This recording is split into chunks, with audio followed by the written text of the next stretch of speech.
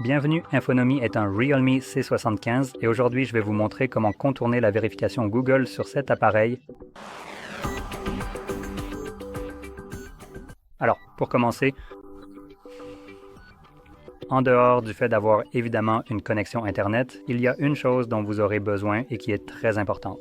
Et vous ne pouvez pas vraiment terminer cette procédure sans cela. Il s'agit d'un autre appareil.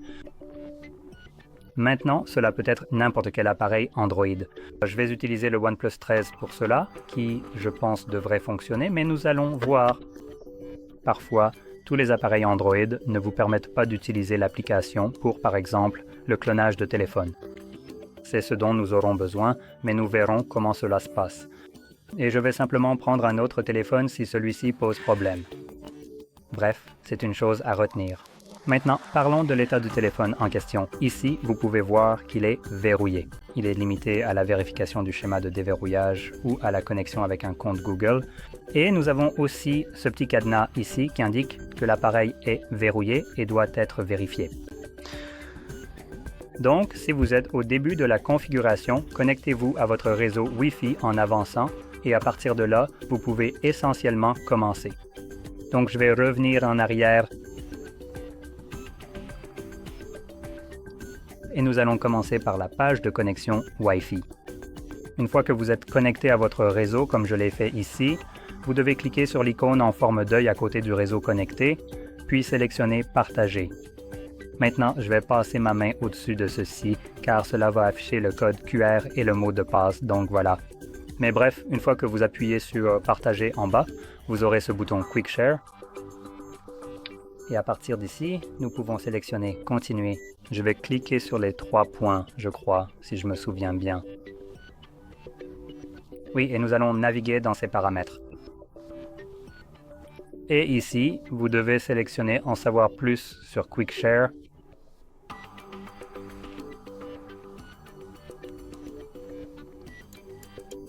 Et vous avez tout un tas de texte bleu juste ici. Maintenant, nous cherchons spécifiquement interagir avec des applications et des personnes autour de vous. Donc, je pense que c'est quelque part vers le bas. Oui, c'est juste ici. Donc, interagir avec des personnes ou des applications et des personnes autour de vous. La prochaine chose à faire est de faire défiler vers le bas et de chercher « Vérifier la connexion Wi-Fi ou mobile ».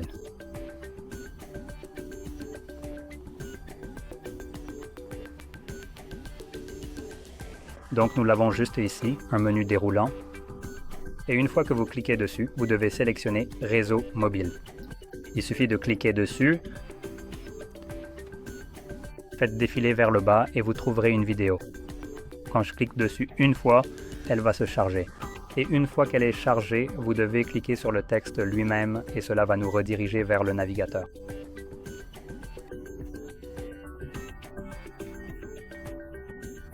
D'accord, il semble que cela ne nous est pas redirigé vers le navigateur. Si vous êtes dans le navigateur, c'est parfait. Si vous êtes bloqué sur YouTube, ce n'est pas grave non plus. Donc, pour YouTube, il va y avoir quelques étapes supplémentaires.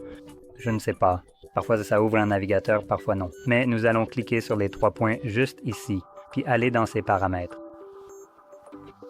Et ensuite, nous voulons aller vers...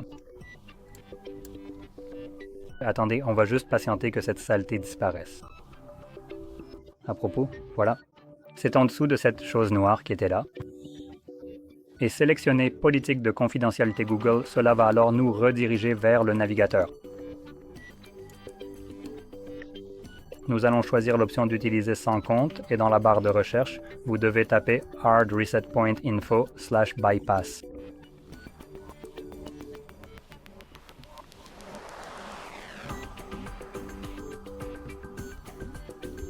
Comme ceci.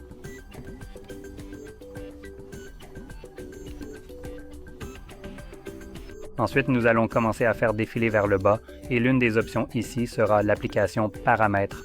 Il suffit de cliquer dessus, cela va nous rediriger vers les paramètres du téléphone. Et ici, nous cherchons la disposition de l'écran d'accueil sous écran d'accueil et écran de verrouillage. Et disposition de l'écran d'accueil. Une fois que vous cliquez dessus, cela vous amènera à l'écran d'accueil. Maintenant, gardez à l'esprit que nous sommes toujours en phase de configuration. On vient juste de contourner le système pour accéder à l'écran d'accueil. La raison pour laquelle je précise cela, c'est parce que nous allons effectuer plus tard une réinitialisation d'usine de l'appareil via les paramètres. Et vous vous demandez peut-être pourquoi nous ne l'avons pas fait avant. Nous avons l'écran d'accueil en ce moment. Nous étions déjà dans les paramètres et nous aurions pu accéder à cette option. Et je vais un peu expliquer cela maintenant. La raison pour laquelle nous n'utilisons pas l'option de réinitialisation, ou du moins pas maintenant via les paramètres, qui supprimerait toutes les données, y compris la protection, c'est parce qu'en ce moment, l'appareil est en phase de configuration et il sait qu'il est en phase de configuration. Par conséquent, si vous réinitialisiez l'appareil, ce serait comme se demander, est-il configuré?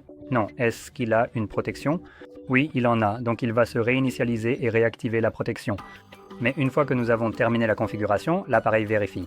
Est-il configuré? Oui, il l'est. Vous voulez réinitialiser. Vous avez accès à l'écran d'accueil, l'appareil est configuré, donc c'est cool. Vous pouvez réinitialiser l'appareil et nous supprimerons toutes les données, y compris la protection. À ce stade, vous seriez un utilisateur légitime de l'appareil. Et si vous pouvez aller aussi loin avec l'appareil configuré et que vous pouvez accéder à tous les paramètres, cela signifie que tout est bon pour vous. Vous pouvez le réinitialiser. Donc nous devons d'abord terminer la configuration et pour cela, depuis l'écran d'accueil, nous voulons maintenant aller dans le dossier Outils et sélectionner Cloner le téléphone. Et ensuite, sélectionner que ceci est un nouvel appareil. Et autoriser tout ce qui s'affiche. Sélectionner que l'autre appareil est un autre Android. Ou dans ce cas, je peux en fait sélectionner que c'est un OnePlus puisque c'est un OnePlus. Mais je pense que c'est la même chose. Donc ici, je vais le déverrouiller et ouvrir l'application qui existe déjà sur OnePlus, à savoir Phone Clone, mais pour tous les autres qui utilisent un appareil qui n'est pas de la marque OnePlus. Ou en gros, ce sont comme des sous-marques car vous avez OnePlus, Oppo et Realme, c'est juste une grande entreprise. Et dans ce cas, il vous suffit d'aller sur votre Play Store, puis dans la barre de recherche, chercher Clone Clone.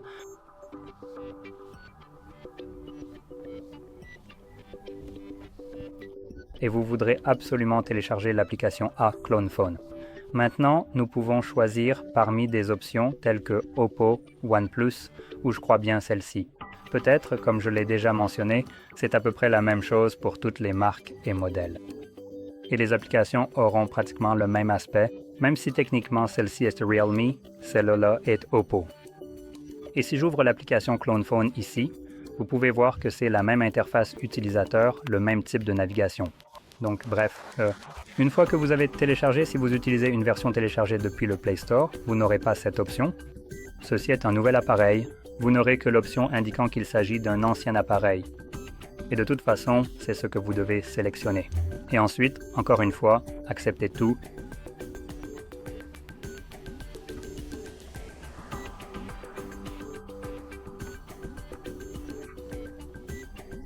Et vous pouvez voir, nous pouvons maintenant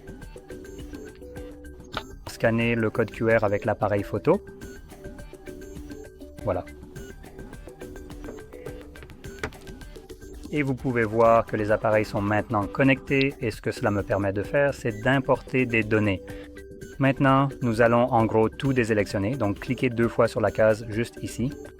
Cela va tout sélectionner puis tout désélectionner à ce moment-là. Et puis nous voulons faire défiler vers le bas et appuyer sur Application.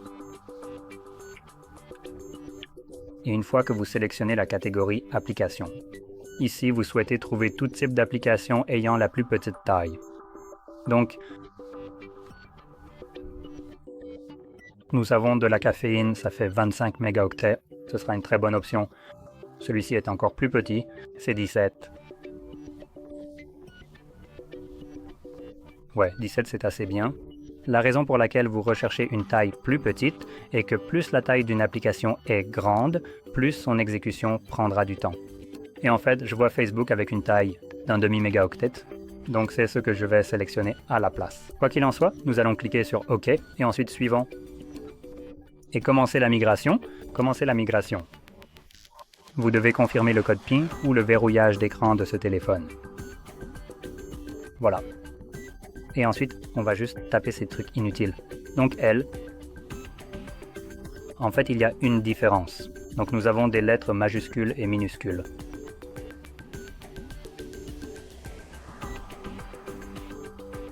Voilà.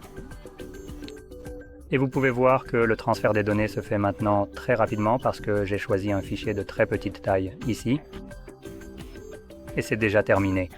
C'est tout ce dont nous avions besoin avec cet appareil.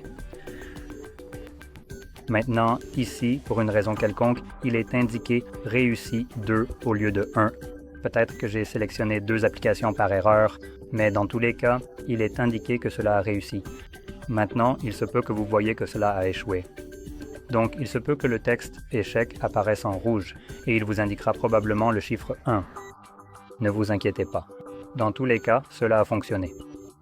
Ensuite, nous allons cliquer sur « Terminer » et cela nous ramène à la configuration, mais après l'étape de vérification. Nous pouvons donc simplement ignorer l'ajout de tout type de verrouillage d'écran. Nous allons passer cette étape et terminer la configuration aussi rapidement que possible. Le choix que vous faites ici, à ce moment précis, n'a vraiment pas d'importance. Commençons. Cela va nous rediriger vers l'écran d'accueil à partir duquel nous allons accéder aux paramètres. Si nous arrivons à les trouver, voilà, paramètres. Faites défiler tout en bas jusqu'à Système et mise à jour, sauvegarde et réinitialisation. Réinitialiser le téléphone, effacer toutes les données, puis cliquez sur Effacer. Comme je l'ai mentionné précédemment, cela va alors lancer une réinitialisation d'usine de votre appareil, mais lorsqu'on le fait via les paramètres après la configuration, cela supprime absolument tout du téléphone, toutes les protections. Pour l'instant, l'appareil est encore verrouillé et vous pourriez remarquer quelques bizarreries, par exemple en essayant de l'ouvrir ou de le déverrouiller. Vous voyez, nous ne pouvons pas le déverrouiller normalement. Donc ce que vous pouvez faire, par exemple, c'est ouvrir une application comme l'appareil photo, puis la refermer. Et ça fonctionne. Aussi, certains contrôles, comme les gestes de retour ou les gestes d'accueil, ne fonctionnent pas très bien, je pense. Comme je l'ai mentionné, on a un peu contourné le système pour accéder à l'écran d'accueil et terminer la configuration de cette façon cette fois-ci. Donc lorsque vous effectuez une réinitialisation d'usine, cela réinitialise le téléphone et supprime tout. À partir de là, vous pouvez procéder à la configuration comme vous le souhaitez. L'appareil sera entièrement déverrouillé à ce moment-là, et une fois que c'est terminé, vous êtes en principe prêt à l'utiliser. Là, vous ne devriez plus rencontrer aucun problème. Sur ce, j'espère que cela vous a été très utile, et si c'est le cas, n'oubliez pas de liker, de vous abonner, et merci d'avoir regardé.